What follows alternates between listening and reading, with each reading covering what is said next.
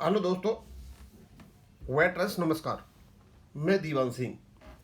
मैं आपको बताना चाहूँगा हम बार बार जो बात करते हैं पेंशन अपडेशन की, हमारे पास पेंशन अपडेशन के 3 उपाय हैं। एक तो हमारा खुद का रेगुलेशन है 35.1 रेड विद रेगुलेशन 56।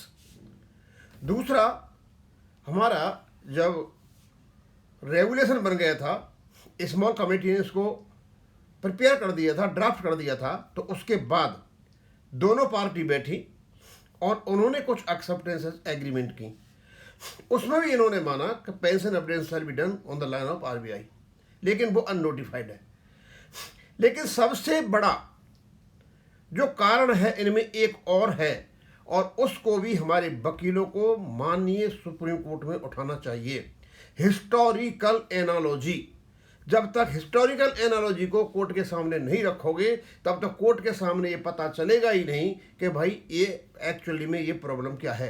क्योंकि हमारे सबके दिमाग में एक बात बैठी हुई है कि 1993 में हमारे लिए एक पेंशन स्कीम आई थी और बड़ी मेहरबानी की थी वेंकटाचलम ने और उसकी पार्टी ने, और भारत सरकार ने और आईबीए ने और बैंक और डीएफएस ने हमारे लिए पेंशन स्कीम लेकर के आई थे, और वही हमारे दिमाग में बैठा हुआ है। लेकिन ये सब भूल गए कि ये पेंशन स्कीम केवल और केवल एक सब्स्टिट्यूशन था, एक रिप्लेसमेंट था, एक क्या नाम था, अदला बदली थी। हमने सीपीएफ छोड़ दिया और हमारे पास आ गई पेंशन, और ये सारा बेस था हिस्टोरिकली देसाई ट्रिब्यूनल के आधार पर। देसाई ट्रिब्यूनल ने 3 बेनिफिट सुझाए थे। उन्होंने कहा तीनों में से भैया 2 आप ले लीजिए, कोई ले लीजिए। आरबीआई ने 2 लिए और वही पब्लिक सेक्टर बैंकों लिए सिमिलरली लिए थे, उनमें कोई फर्क नहीं थी। सीपीएफ और ग्रेजुटी दोनों ने लिए थे, और दोनों को लेने के बाद में जो इनके रेगुलेशन बने आरबीआई का 1990 का और हमारा 1995 का, तो आरबीआई का तो अपडेशन हो गया क्योंकि उनको भी सीपीएफ के बदले पेंशन मिली थी, तो हमको भी सीपीएफ के बदले पेंशन मिली है, फिर हमारा अपडेशन क्यों नहीं हुआ।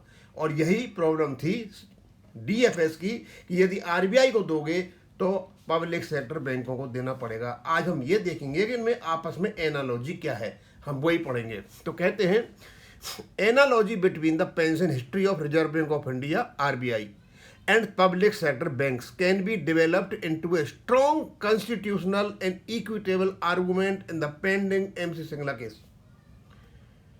मतलब इसका जो एनालॉजी है, हिस्टोरिकल एनालॉजी है आरबीआई की और पब्लिक सेक्टर बैंकों की, ये आपको कॉन्स्टिट्यूशनल और इक्विटेबल आर्गूमेंट का आधार देता है, particularly on the issue of pension updation and parity. Pension updation के ऊपर the core legal principle is this: once 2 similarly situated classes of employees were historically treated alike in pension matters, selective extension of pension updation to one class while denying it to the other becomes arbitrary, discriminatory and violative of Article 14 and 21 of the Constitution।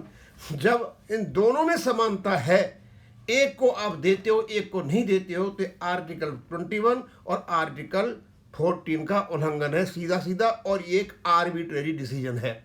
अब हम ये देखेंगे कि legal analogy between RBI and PSB, historically similarity between RBI and PSB. RBI में public sector बैंकों में historically इनमें क्या समानता है। In the banking sector both RBI employees and PSB employees originally operated under the CPF and EPF structure before pension scheme were introduced। यानी pension scheme आने से पहले दोनों के दोनों CPF और EPF के डोमेन में थे। उसी प्रकार अब RBI क्या था, ये RBI अब देखेंगे तो सीक्वेंस इज इम्पॉर्टेंट। अब देखना पड़ेगा क्या क्या है। इनिशियली CPF, तो पब्लिक सेक्टर बैंकों में इनिशियली सीपीएफ था। पेंशन इंट्रोड्यूस्ड लेटर आरबीआई में, तो पब्लिक सेक्टर बैंकों में पेंशन बाद में आई। Existing retirees given pension option, और यहाँ भी जो एग्जिस्टिंग रिटायरीज थे उनको पेंशन दे दी गई, और यहाँ भी existing retirees were given pension option. Pension recognised as deferred wage, और पेंशन को माना गया डेफर्ड वेजें, तो पीएसबी के लिए भी यही था कि पेंशन वेज को डेफर माना गया है। Thus both categories travelled through the same legal and service jurisprudence path. Therefore once pension became a recognized social security right for both sectors, there existed clear parity in pension philosophy। इसे pension philosophy में दोनों में समानता थी। अब आगे क्या हुआ, ये तो सारे दोनों बराबर थे। आरबीआई रिसीव्ड पेंशन अपडेशन और पीएसबी डिनाई। अब जो आपकी आरबीआई थी उसको पेंशन अपडेशन मिल गया और हमें नहीं मिला। हिस्टोरिकल एनालॉजी बता रहा हूं मैं। The RBI subsequently implemented pension updation और revision linked with pay revisions, और इन्होंने पे के साथ पे रिवीजन के साथ लिंक कर करके पेंशन अपडेशन कर दिया। भाई सीपीएफ से तो मिला था इनको, और however PSB retirees but denied similar updation, और उनको नहीं मिला। ये क्या है? Identical banking character, similar employer employee relationship, same evolution from CPF to pension, and pension being treated as deferred compensation. This creates an artificial classification between two homogeneous classes of pensioners. That classification can be challenged later. अब court में क्या होगा? Legitimate expectation of principle. अब सीधी सी बात है कि हम ये एक्सपेक्टेशन कर ही सकते हैं कि भैया उनको मिला है तो हमें मिलना चाहिए। When PSB shifted from CPF to pension, employees acquired a legitimate expectation that pension would evolve similarly to other banking institutions. अब यहाँ पर है particularly because banking based settlements are industry linked. RBI and PSB historically influenced each other and pension was introduced as a substitute for CPF security. Therefore, denial of updation defeats the doctrine of legitimate expectation. कहने का मतलब ये है, हम तो ये चाहेंगे हमारे वकीलों से कि इसको अच्छी तरह से पढ़ा जाए और हम इसको शिवाराम जी को भेज देंगे, क्योंकि जो वकील हैं सुप्रीम कोर्ट के इसको और अच्छी तरह से इंटरप्रेट कर लेंगे। जब आरबीआई को सीपीएफ के बदले पेंशन मिलता है तो उसका अपडेशन हुआ है, तो हमारा अपडेशन क्यों नहीं? और ये सबसे बड़ा लीगल पॉइंट है, ये कॉन्स्टिट्यूशनल पॉइंट भी है, लीगल पॉइंट भी है, और ये बिल्कुल एकदम हिस्टोरिकल जो एनालॉजी है उसके बेस पर ये बना हुआ है।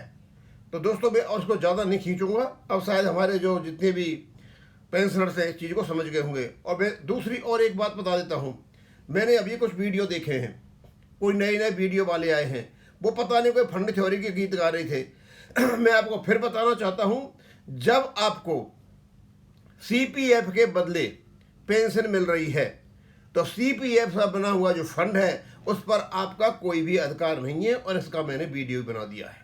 इसके मतलब ये हो गया कि पेंशन फंड जो है उस पर किसी भी पेंशनर का कोई अधिकार नहीं है। वो फंड केवल और केवल आपको पेंशन देने के लिए है, और जब तक एक भी पेंशनर रहेगा जब तक वो फंड रहेगा, और जब कोई पेंशन रहेगा तो फंड को खत्म कर दिया जाएगा, और उस फंड में पैसा देना बैंक की जिम्मेदारी है, आपकी कोई जिम्मेदारी नहीं है। इसलिए सीपीएफ के बारे में जो सीपीएफ से जो पेंशन फंड बना हुआ है, बार बार कैलकुलेशन डालते हैं, पता नहीं कहाँ से आ जाते हैं, और बड़े बड़े लंबे चौड़े कैलकुलेशन डालते हैं। आदत मतलब सुधरती नहीं आ रही है, मुझे उससे हमारा उस फंड से हमारा कुछ भी लेना देना नहीं है, क्योंकि हमने सीपीएफ के बदले में पेंशन ले रखी है, जैसे आरबीआई पेंशनर ने ली थी। आरबीआई पेंशन ने सीपीएफ के बदले पेंशन उनकी अपडेट हो चुकी है, और हमारी पेंशन अपडेट नहीं हो चुकी है। इस बेस पर हमको कॉन्स्टिट्यूशनली और लेजिटिमेटली हमारा अधिकार बनता है कि हमारी पेंशन को अपडेट किया जाए। अब मैं यहीं ख़त्म करूँगा। थैंक यू, धन्यवाद।